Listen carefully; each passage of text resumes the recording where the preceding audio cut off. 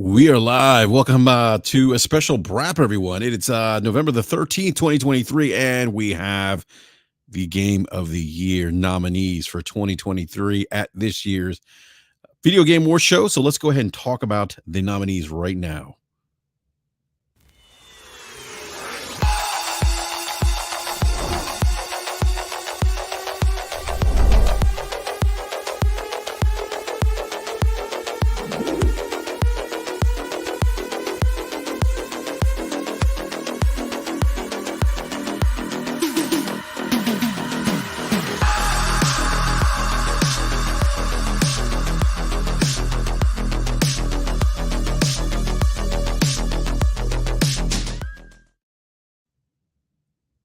Hey everyone, welcome again. And do me a quick favor, if you haven't done so already, please hit the like button, helps the channel.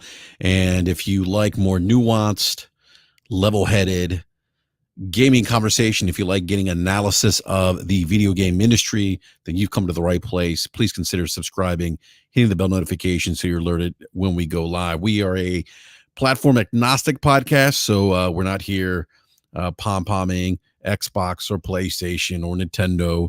We, again, have a different conversation that you're going to find in most video game podcasts, where the trend tends to be conversation around outrage and anger and conspiracy theories and a lack of nuance to conversations around all things video games. That's not this channel. So if that's what you're interested in, you've come to the right place. So big shout out to everyone in the live chat. Thank you so much for hanging out with me, and appreciate everyone watching the show live. This was kind of this was an impromptu rant, if you will. I was considering waiting till Wednesday, our Wednesday night shows, our Wednesday night show actually at 9 p.m. Eastern time to discuss the Game of the Year nominees at this year's Game Awards. And I'm only going to talk, just as a disclaimer here, I'm only going to discuss the Game of the Year nominees only. We'll get into the other nominations or nominees, the other categories, on Wednesday's night show at 9 p.m. Eastern. Big shout out to Gaming Forte. I think Forte said, love those two Nintendo IPs up for Game of the Year. I told you, BRAP. Yeah, I think Forte on the last BRAP and has been saying, like, look, don't be surprised if Nintendo gets two nominees here in Game of the Year. And the one thing that I'm going to say is I'm not really surprised per se. With the list. Resident Evil 4 surprises me a little bit because it's a remake. I actually had these all five predicted except for Resident Evil 4. I think I had Final Fantasy 16 in there as a Game of the Year nominee.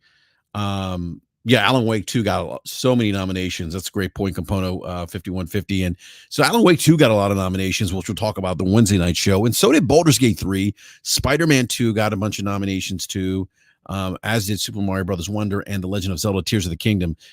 So these, I have played every game on this list. I've played actually half of the games on this list. I've played Baldur's Gate 3, Spider-Man 2, Resident Evil 4, and I played The Legend of Zelda Tears of the Kingdom. Now, these are some of the best games I've played this year. Tears of the Kingdom is better than, in my opinion, better than Breath of the Wild. I think we may have talked about this on last week's BRAP when I talked about the traversal and the level design of Tears of the Kingdom, and just the sheer size and scale scope of the world in Tears of the Kingdom compared to Breath of the Wild, and the ability to really just create ways to traverse the landscape, whether it's building vehicles. The shrines, I thought, were the puzzle elements of the shrines were much better, in my opinion, than in Breath of the Wild. And so Tears of the Kingdom is, I if you've listened to BRAP, I've kind of gone back and forth between Tears of the Kingdom and Baldur's Gate 3 being my personal Game of the Years. Baldur's Gate 3 is still my personal Game of the Year. That hasn't changed. I was kind of playing Marvel Spider-Man 2. I was kind of like, maybe this could be my Game of the Year. But after completing that game and giving myself a couple days to digest that experience, I went back to Baldur's Gate 3. I just think it's the best game that I've played this year. Baldur's Gate 3 might be the best game that I've played so far this console generation. If I think about all the games that I've played, and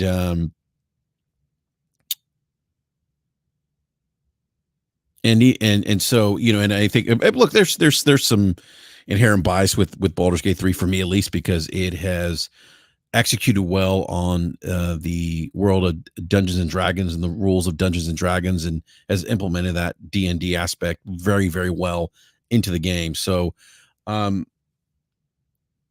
Capono 5150 says, "What a year to remember!" It really is. But I'm look, I don't have any issue with this list. I've seen some people upset that Resident Evil 4 remakes here. It's kind of interesting. I'd have to go back and see if we've had other remakes nominated for Game of the Year at the award show. If not the award show, I'm sure it wouldn't surprise me if remakes have been nominated for other award show. Remember, there are other award show. Everyone tends to put a lot of emphasis and on Keeley's Game Awards, but there's the Dice Awards, there's the BAFTAs. We just had the Golden Joystick Awards in the UK that just happened this past week. But this is if you look at some of the highly rated, critically acclaimed games of the year, I think this list really reflects that. You just go to Metacritic and you look at the Metacritic scores or OpenCritic scores for all these games. I believe all these games are in the 90s. I'm not sure about Resident Evil 4. I would need to look that up here. Actually, let me see Resident Evil 4 here real quick. See what Resident Evil 4 Metacritic is.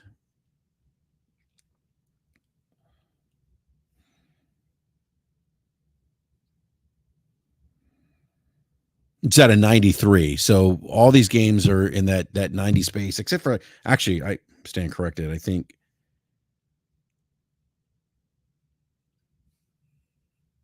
I don't think Alan Wake 2 is in the 90s. I could be wrong. Alan Wake 2 is at 87. All right. And Spider-Man. Let me look at Super Mario Brothers Wonder.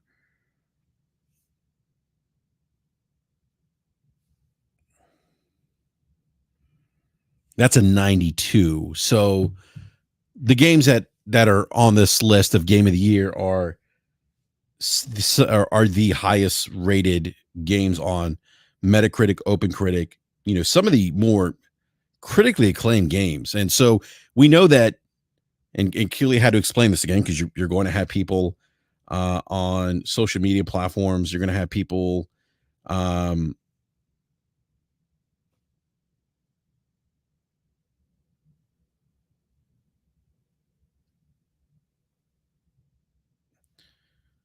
all right, I'm sorry. I'm reading the BRAP DM right now. I think there's some back and forth in the BRAP DM about Resident Evil 4 being nominated. This is going to be an interesting conversation, I think, Wednesday. I think Game Logic does not agree with the nomination of Resident Evil 4, given its remake. I don't have an issue with it. I think the execution of the remake was done very well. I give it merit based on that. There's some merit, I think, based on that. But someone was saying this isn't the first remake to get nominated. So I'll have to go back and look at. Yes, that's right. Player. Thank you, Player. He says Resident Evil 2 was 2019 was nominated, was one. Thank you for that, Player. I appreciate that. I think that's what Slomo's alluding to. So the Resident Evil 2 remake was nominated back in 2019 for Game of the Year. Now, in my opinion, I think Baldur's Gate 3 is going to get the Game of the Year win here. I think this game is going to win Game of the Year, and I think that it's also going to win RPG of the year as well. But again, this list, I personally don't have an issue with the list. I think this speaks to, if you think about who's voting for Game of the Year, who's voting for the Game Awards, it's over 100 media and online influencers who are voting for these games in the variety of different groups or categories. And based on the reviews, the Metacritic, OpenCritic, the consensus around these 6 games is one of praise that's been consistent. Again, look at the Metacritic, OpenCritic scores where you see these games are, some of the most critically acclaimed games of 2023. And this, and there's some other good games that came out this year too. I think these aren't the only ones. There's some other really, really good ones that came out in 2023. Armor Core, Liza P, um, Hi-Fi Rush, Hogwarts Legacy. There's just a lot of game. Phantom Liberty, the DLC for Cyberpunk, was nominated for an award. I think it was Best Actor, Voice Actor, and Idris Elba. And there was another, I think, nomination that that game that Phantom Liberty received. So there's a lot of great content that came out in 2023. This is going to be one of those years, I think, and I've said this on the show before. It's going to be one of those years we go back and remember. This is maybe, I mean, this could be, and this is right now, as far as we know, because it's only we don't know what 2024 and 2025, 2026 and beyond are going to hold for us this generation. But this right now, 2023, if you compare it to the previous years, 3 years into this console generation, this is by far the best year in gaming for this gen to date so far. Obviously, that could change in the future. So.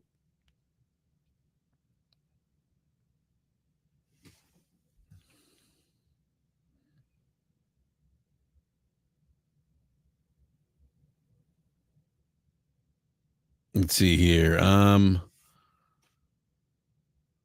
boy Roy says best game direction is confusing. What did Mario, Zelda, Spider-Man do drastically different to get nominated in that category? The game direction would be.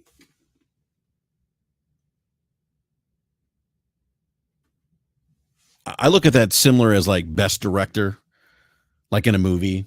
You think about the person who helped lead, put together the game. You know, I thought Spider-Man was well done. Zelda too. Now I can't speak to Mario because I haven't played it. Player. I disagree with online influencers should be counted. Why do you disagree with that, player? Why shouldn't online influencers be part of the process? I mean, they review games too. I don't understand that. Like, but it says 120 media outlets is what they said. Yeah, it's 120 media and influencers that are comprised of that, Capono. Jeff Keighley had tweeted that out. I'm doing well, Silent Mark. How are you?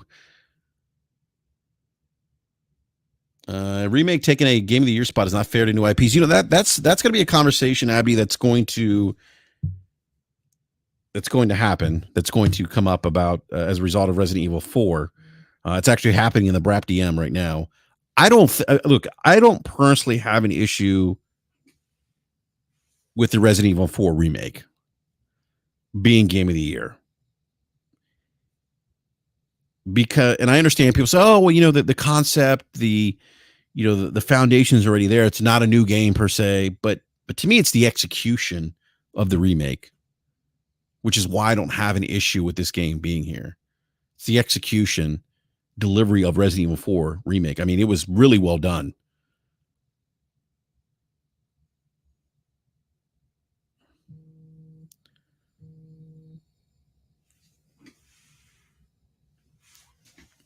But I can understand that perspective where people may. I think I've had this conversation with Lord Cognito at one point about remakes shouldn't be part of Game of the Year.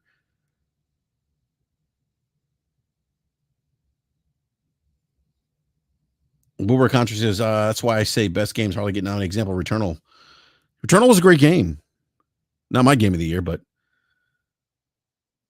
again, I mean, look, I've gotten to a point where I think it's fair to have a conversation around the nominations, right? Whether you agree with the nominees based on your own personal experience, you know, to me, that's where the conversation probably stops. Like, I understand that for some people, maybe if Baldur's Gate 3 wins, that may not be that game. That game may not be their Game of the Year, and I get that. There's nothing wrong with that.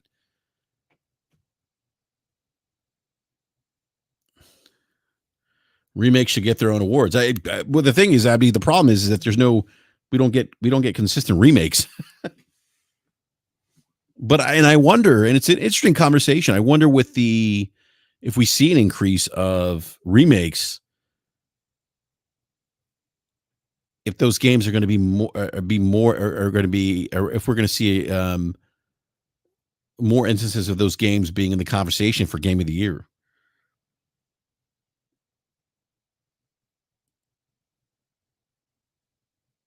I mean, again, I personally don't have a problem with Resident Evil 4. Again, it's the execution of the remake, and it's a good game. I mean, I remember playing the RE4, RE2 when those games originally released many years ago. But it's the developer still has to deliver a good game, and that's in Resident Evil 4. It's a good game, and so if it's a good game, does it matter if it's a remake or if it's a new game?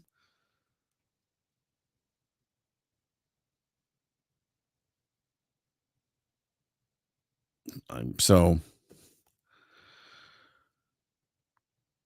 I pulled out a poll this afternoon. We're talking about Starfield here, um, and I have to say, I mean, I'm on Twitter. I'm looking at Twitter right now, and I don't see a lot of the media bias stuff, or Keeley's on the take with PlayStation.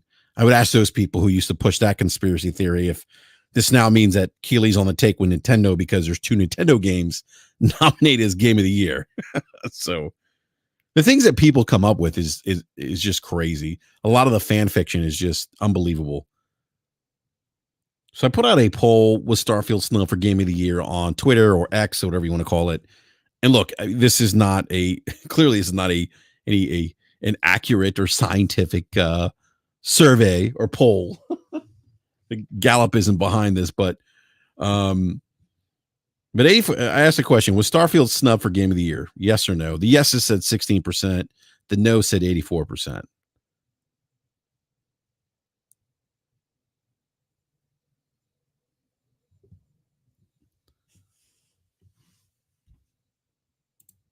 So I think this was going to be a tough year for Starfield. I mean, and I've played, as I mentioned earlier in the stream, I've played 3 of the 6 games here that have been nominated for Game of the Year. Okay. And I played Starfield. I played Starfield coming off of Baldur's Gate 3, Final Fantasy 16, and Tears of the Kingdom.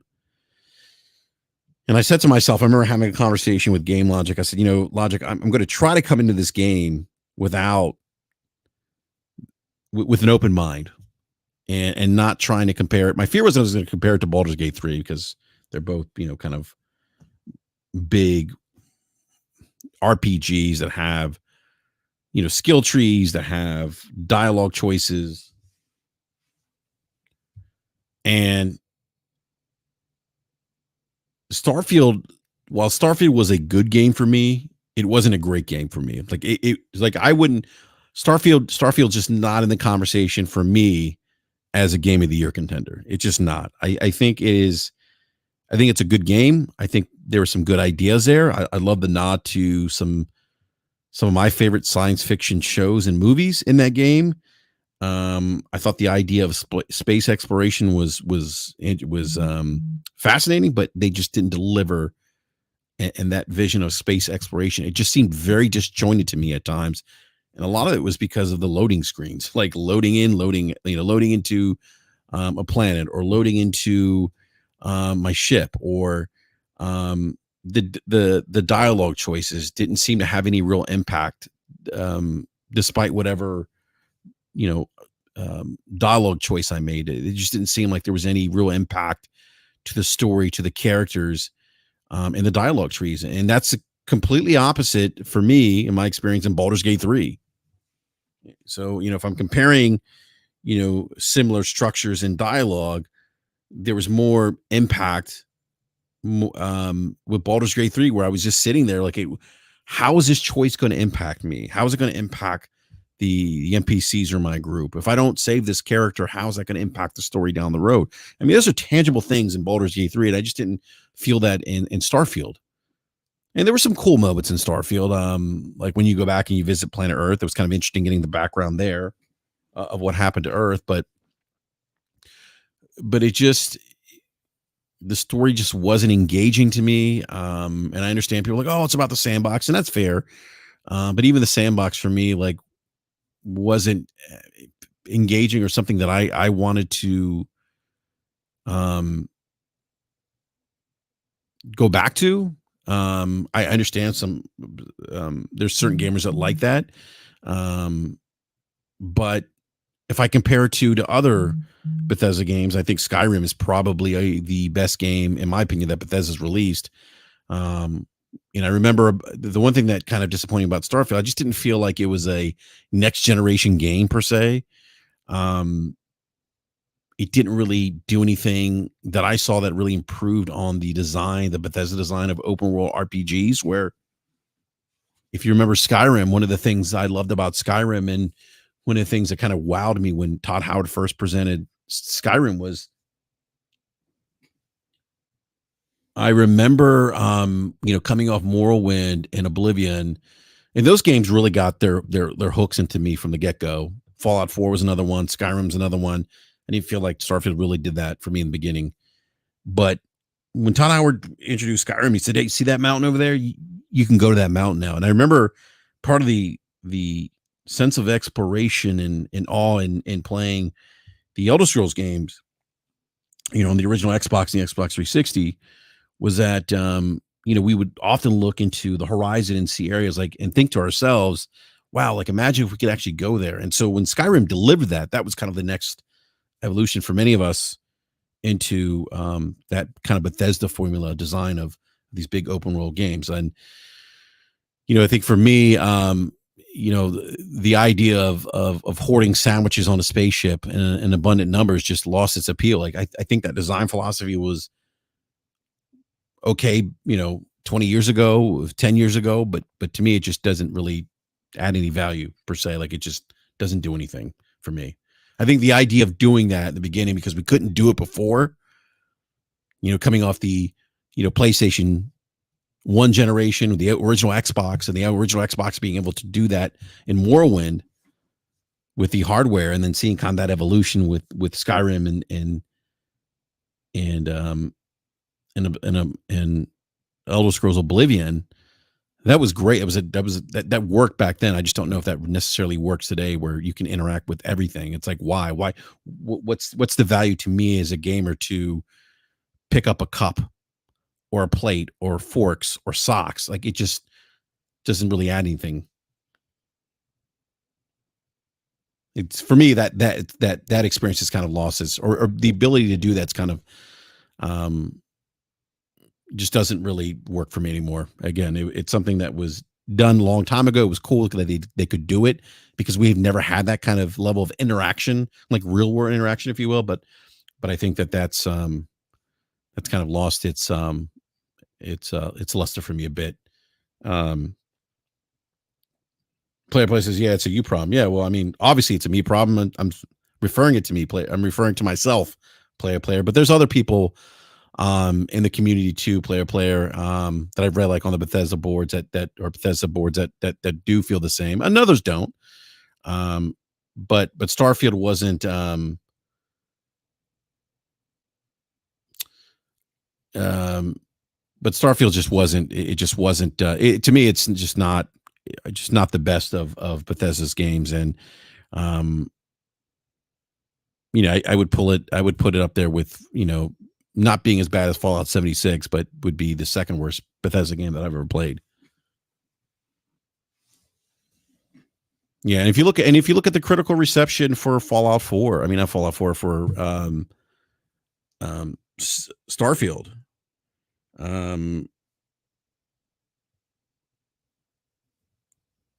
Look at Starfield Metacritic right now. And Starfield ended up being at an 83 Metacritic. And again, that's reflective of a good game, a good experience. Again, I'm not saying that Starfield's a bad experience. I just don't think it's as good of an experience as the Game of the Year nominees here, at least the ones that I've played. Again, I haven't played Alan Wake 2 or Super Mario Brothers Wonder yet, but I have played, four of the two. I think I said three earlier. I meant to say I've played four of the two Game of the Year nominees, and those were just better experiences for me than Starfield.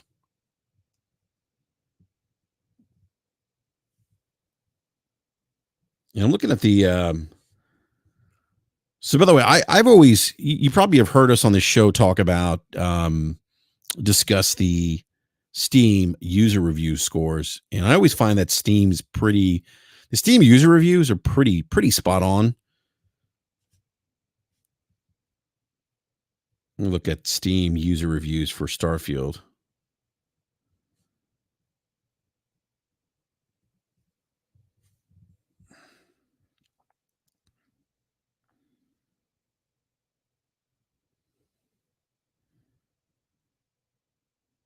One sec here while I pull it up.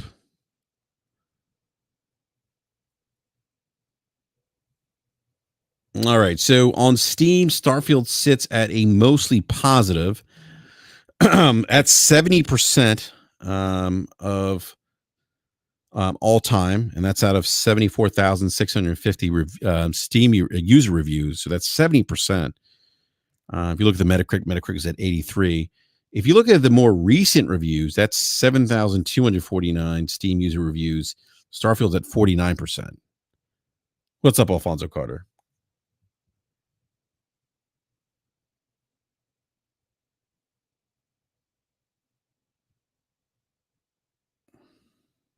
Yeah, Capono, I never agreed with people saying like things like Starfield was game of the generation. Like, I think for the people that were saying that, I was in my mind, I'm thinking, well, you haven't played some of these other games then, or you don't play a lot of video games. Like, what are you benchmarking that experience against? You know, game of the gen's a little egregious. Someone said game of the year, I wouldn't have an issue with that. That's their game of the year. I'd be curious to see what other experiences they're benchmarking Starfield against, though.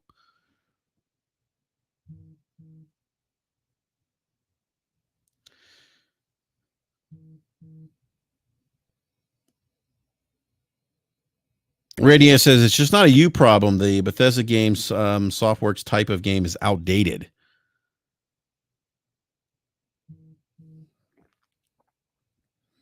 Yeah, I think for some it is. I think for others it isn't. I think player is one of those individuals. Player says, what about Xbox user reviews? It's 4 out of 5. Player, it's Xbox user reviews. That's why I'm not putting a lot of weight in that. Xbox user reviews. Steam tends to be pretty good, pretty consistent in their play reviews. That's the point, player. You've heard us talk about this a lot. You look at like the Steam reviews for The Last of Us Part 1 remake. The reviews weren't good for because of the performance issues that The Last of Us Part 1 remake had on PC. They weren't good. They're better now. Let me look at The Last of Us Part 1 user reviews right now. Give me a second here.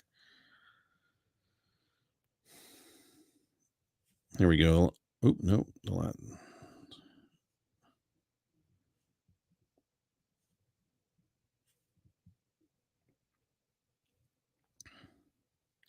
All right. So The Last of Us Part 1, okay?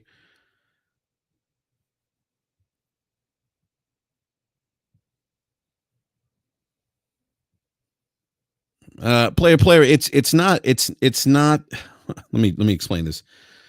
It's not who bought the game. They should be counted. It's just that I don't see that metric or that particular group being reliable because they're on the Xbox platform, the Xbox console.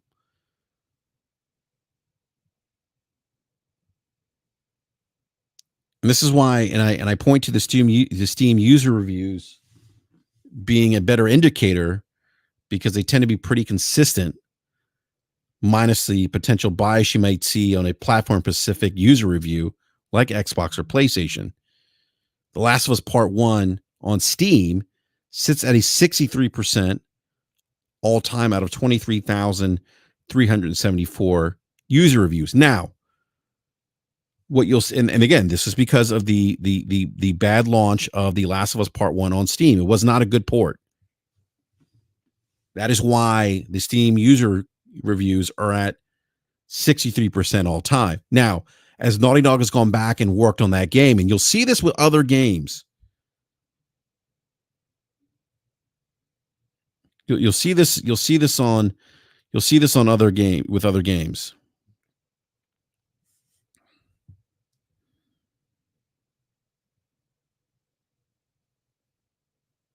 It's sitting at 88% right now, user review as of recent, because Naughty Dog's gone back and fixed the game. So these are more recent. These are 842 recent user reviews. So that's why I say Steam. If you're looking at user reviews, I don't look at OpenCritic or Metacritic, more particular user reviews. I stay away from like Xbox or PlayStation user reviews for the most part. But Steam seems to be pretty consistent. And this example, The Last of Us Part 1 is one reason why.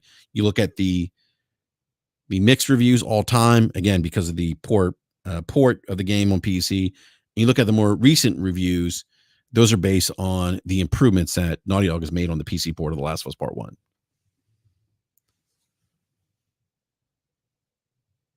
Would you prefer Bethesda switch to Unreal 5?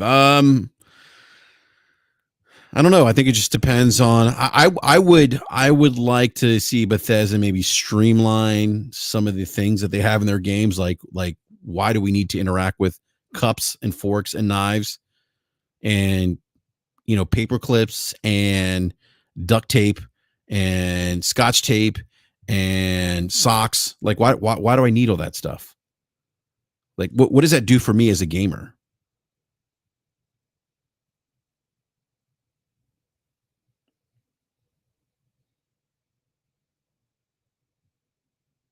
And those things weren't the only issues in Starfield for me. As I mentioned, the choices, I didn't feel like there was any real impact in the dialogue choices that you made. Like Baldur's Gate 3 is very much like that. I didn't feel like that was the case in Starfield. Like I remember, like I would try to influence people, and I would say something that they would disagree with, and then the next conversation or the next dialogue choice I have, I would say something, they'd be like, "Oh, okay, I agree with you. Cool, nice talking to you." It's like, what? I'll get the super chat. Thank you for that reminder. I'll get it in just a second.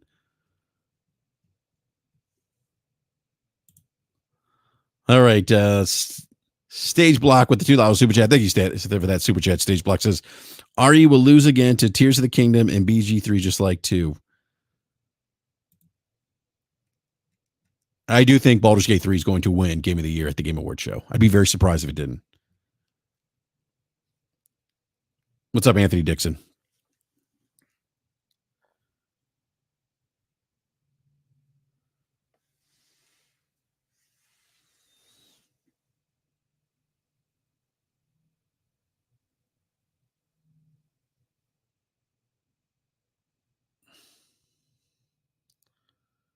All right, Alec Berwick, conspiracy theories running wild on Boom's podcast. I mean, why?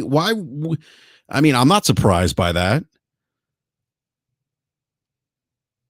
I mean, it's a shame that you have, we see the frustrating part for me, and I'll give you my thoughts on why I'm weary of people's opinions on video games, especially in light of evidence, right? Where they like it's almost like the people that think the election was stolen when we know, based on testimony from Trump's own AG, Bill Barr, Trump's appointed DOJ, that the election wasn't stolen.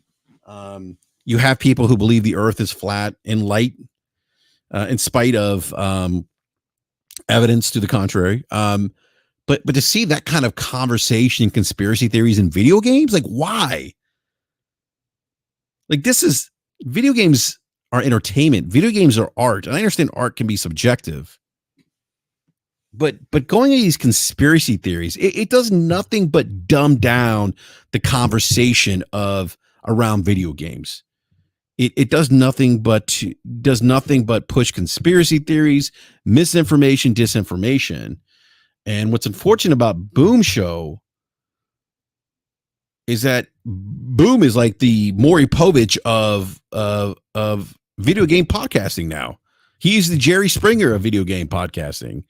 It's like, are you the baby's father? I mean, like it's And it it's as a gamer, it's frustrating because what should be a rational conversation around something we all enjoy, this art that we all enjoy, gets dumbed down to the lowest common denominator in gaming. And boom being, and look, I'm not gonna, I've been, I've just gotten to a point where I'm not going to be, I'm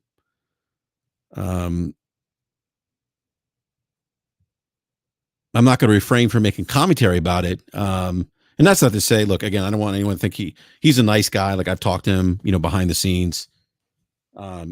He's a nice individual, but I just don't agree with his viewpoints. I think he does. I think he does his show. His platform does more harm to the conversation around gaming, and it does nothing. There's nothing productive that comes out of the conversation he has on his show.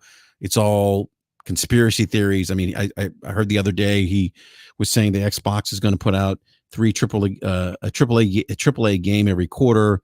It's not what Matt Booty said. He said we're going to put out big games every quarter. That's not AAA. And if you think about the software development lifecycle of AAA games, think about doing that every quarter and the amount of resources and lifting and money involved and how games get delayed. I mean, like a rational person who understands the development cycle and how AAA games are made wouldn't arrive to that conclusion. But that's what they do. That's what they do. They prey on the individual's hopes and dreams. They put out conspiracy theories that aren't based on any ounce of logic or evidence. And then if you challenge on it, they push back and say, oh, well, it's my opinion. That's fine. Everyone's entitled to their own opinion. You're just not entitled to your own facts. And at the very least, if you're going to formulate opinion, it should be based on something tangible. And those opinions aren't based on anything tangible coming from that show. It's unfortunate.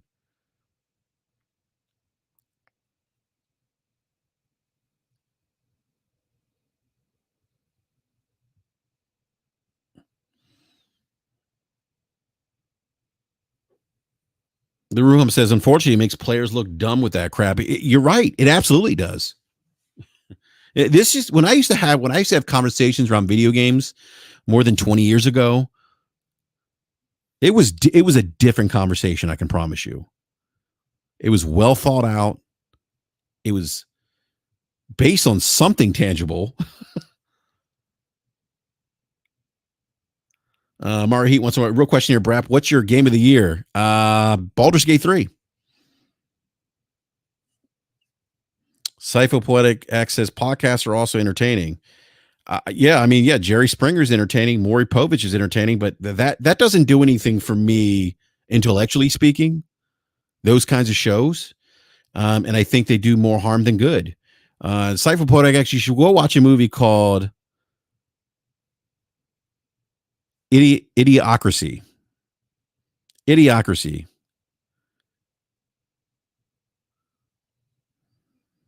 Player Play says Boom definitely could be more reserved. He got a lot of people hyped up for that Hellblade 2 being a rival to God of War. Exactly. Why? Like why would you make, like, you're setting a very high bar for a studio that hasn't proved that they can make that kind of game, that kind of AAA experience. Why would you do that? Why would you set up your community for disappointment? Why would you set your viewers up for disappointment? Like, if you're a content creator, you owe some level of you owe to them not to lead them down the wrong way per se. We try to do that here on this show. That's why we try to have a different conversation than other podcasts. We're not here like kicking and screaming and yelling media bias and yelling. Again, I outside of media bias, I do have issues with media coverage today in journalism, and that's just not in gaming, but in other facets of journalism. But I feel like I owe it to the people that come here and support the show. I owe to them to have a more nuanced conversation, to have a conversation that's based on things that are tangible. And sure, do we speculate on the show? Absolutely. But what we don't do is take our speculation or opinions and try to present them as facts or try to create narratives for the purpose of spreading misinformation, disinformation. I don't think that's fair to the viewer. I don't think it's responsible to the viewer.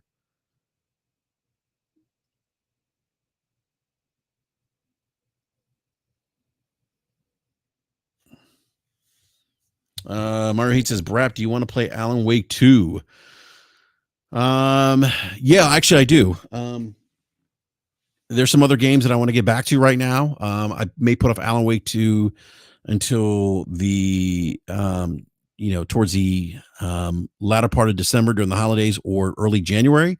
But it's a game I definitely want to get back to. Like Alan Wake was one of my favorite games on the Xbox 360.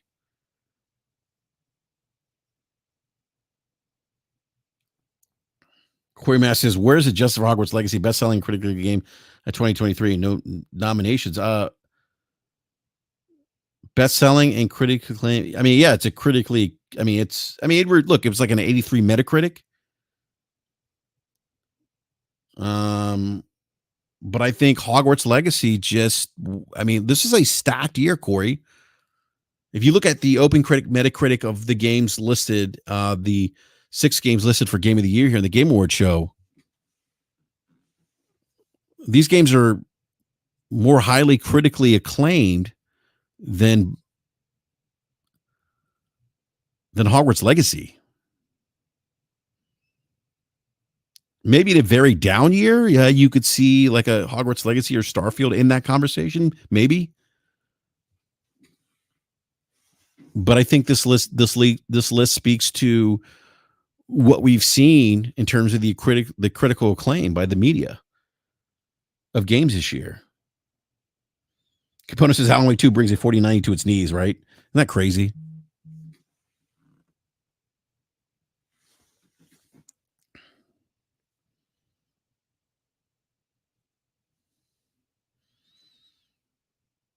Bitray says most popular doesn't always mean best or amongst the best. Hogwarts Metacritic is low 8s.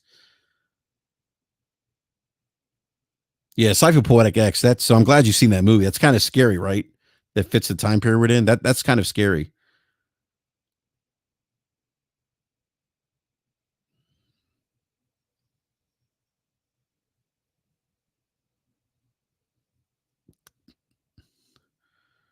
But yeah, back to Bitrate's point. Like it's the most popular game isn't always the most critically acclaimed game.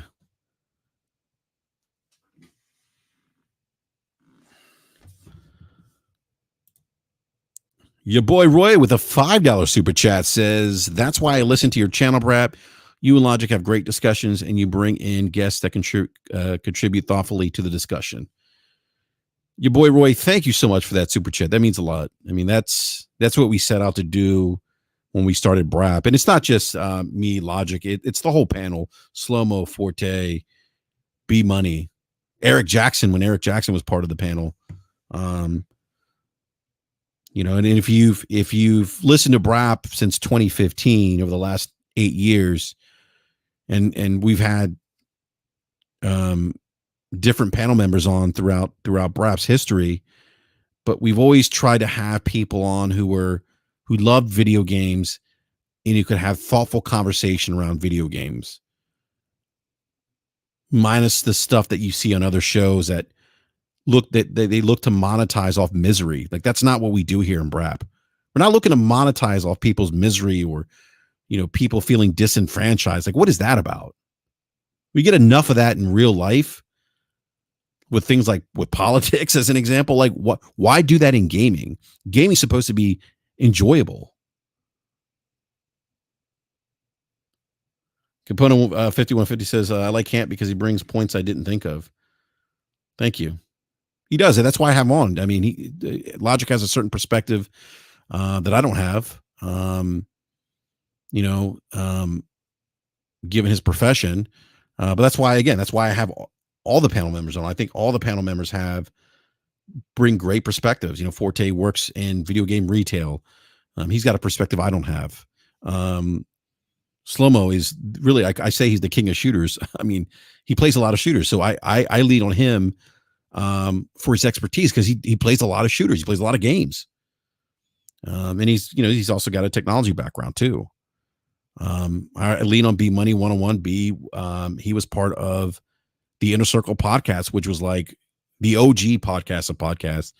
His podcast, and he's got a lot of industry insight because he's had those discussions when he was on that channel with people in the gaming industry. And he still has those relationships.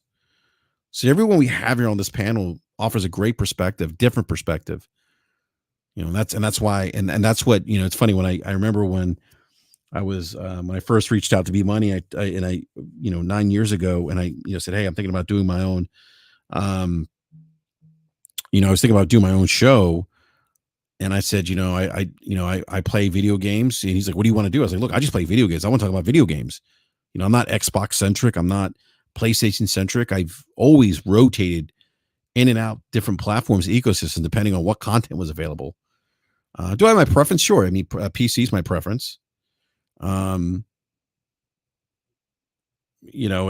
but B's like, look, if you just want to talk about video games, then I remember B saying like, I remember B saying, look, if you want to grow fast and get a lot of subs, and that's what you're looking for, then he said, be an Xbox centric podcast. And this was like, 9 years ago.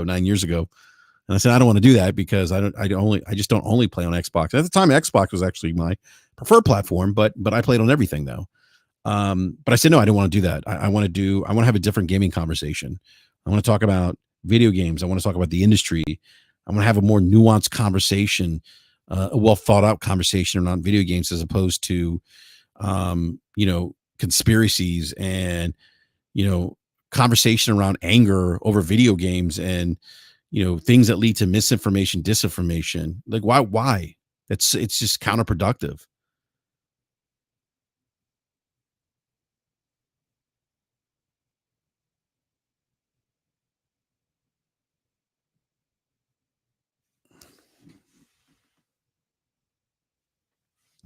So thank you again, your boy Roy. I really appreciate that super chat. And also spread the word, your boy Roy. Spread the word. Let everyone know who we are. T-Rock says, BRAP, your preference is margaritas. I do like margaritas. That is true. That is true. T-Rock, I got to hop back on Fortnite. It's been a minute.